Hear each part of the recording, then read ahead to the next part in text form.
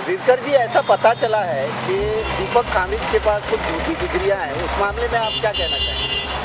झूठी डिग्री है, झूठा डिग्री लेके वो आदमी झूठा रहेगा तो झूठा डिग्री लेगा और क्या ले सकता है। इतना 12 से 13 लाख जनता को धूल खिलाता है, इसको सीमेंट रेती भी कम बढ़ता है, डांबर का प्लांट भी कम बढ़ता है। एक ही प्लांट पास होता है कि 30-27 किलोमीटर के अंतर्गत एक प्लांट है, वही प्लांट से लेने का ये रूल्स निर्माण होता है। वो निविदा वैसा बनना जाता है तो वो आदमी को झूठा डिग्री करके ही आदमी ऊपर आया है। ये बैठा हुआ आदमी वो भी बैक डोर से आया है, इनडोर से नहीं, बैक डोर, पिछले दरवाजे से आया है।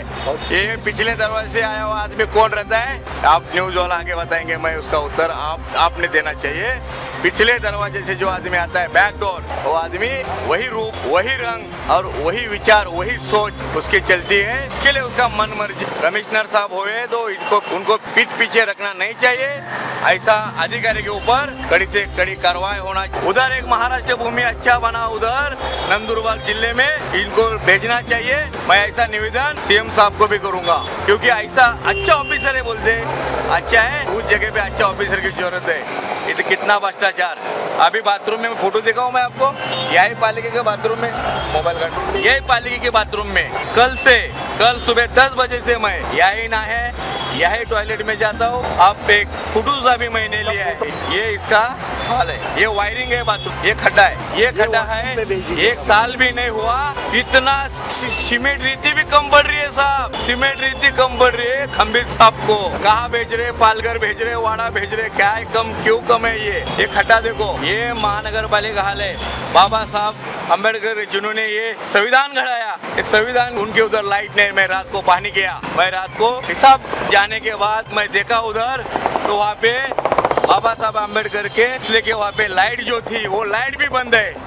मेरा नाम ओम प्रकाश गारोड़िया है और मैं पहले 15 साल नगर सेवक था और अन्याय के विरुद्ध में कोई भी पार्टी अगर संघर्ष करती है तो उसके साथ में रहता हूँ। उदाहरण के लिए मिलन म्हात्रे जी ने जब टेम्बाका हॉस्पिटल का आंदोलन किया, उसके मंच पर खड़ा होकर के मैंने उसका समर्थन किया था कि वो शहर की समस्या थी और शहर के नागरिकों को न्याय दिलाने की एक मांग थी। तो हम शहर के रहते 100 साल से हमारा परिवार रहता है, तो हम अन्याय के विरुद्ध भले कोई भी पार्टी हो, कोई भी पक्ष हो, कोई भी व्यक्ति हो, उसका हम समर्थन कभी नहीं करते। आज वीरकर साहब ने जो विषय उठाया है, ये विषय बहुत पहले उठना चाहिए। इस महापालिका में ऐसा दुर्दैव देखा गया है कि अधिकारी आने के बाद में बिना पगार का भी काम करता है।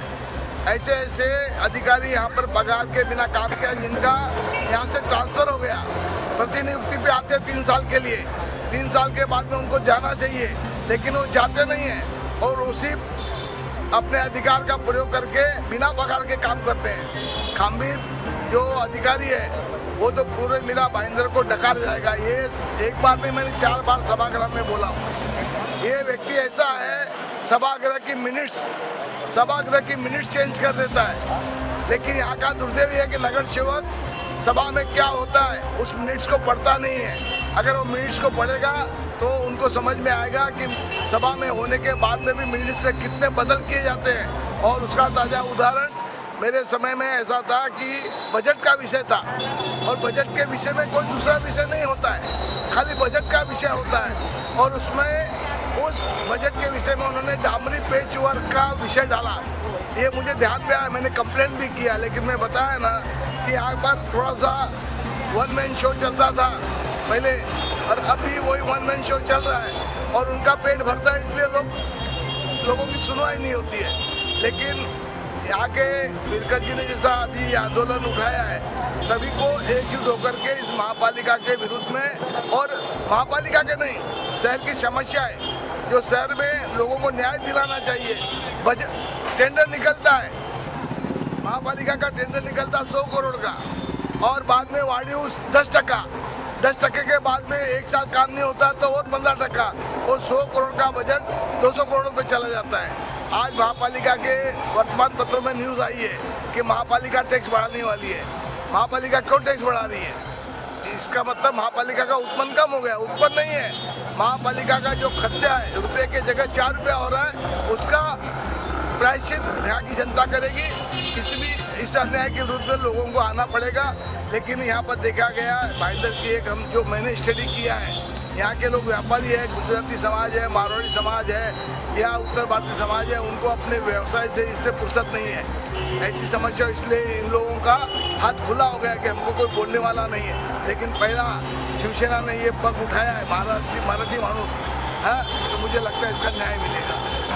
आपको तो कल भी बता दिया था, लेकिन अली बाबा 40 चोर है, आज अली गायब है, 40 चोर बैठे रहे।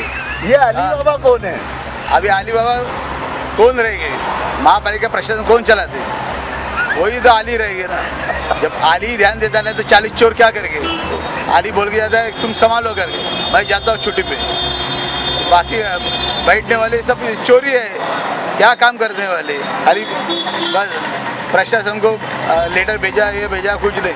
इनका बदली का जो है 3 साल का टारगेट है, लेकिन इनका है ही नहीं। इनके पास, हमारे पास अधिकारी नहीं। जो पहले के जुने अधिकारी है, जो प्रमोशन उनका होना चाहिए, उनका होता ही नहीं। और ये आज वीरकर जी ने बोला कि पीछे के दरवाजे आने वाले आगे गए, और जो आगे से दरवाजे आने वाले वो इसे बाहर ही खड़े हैं।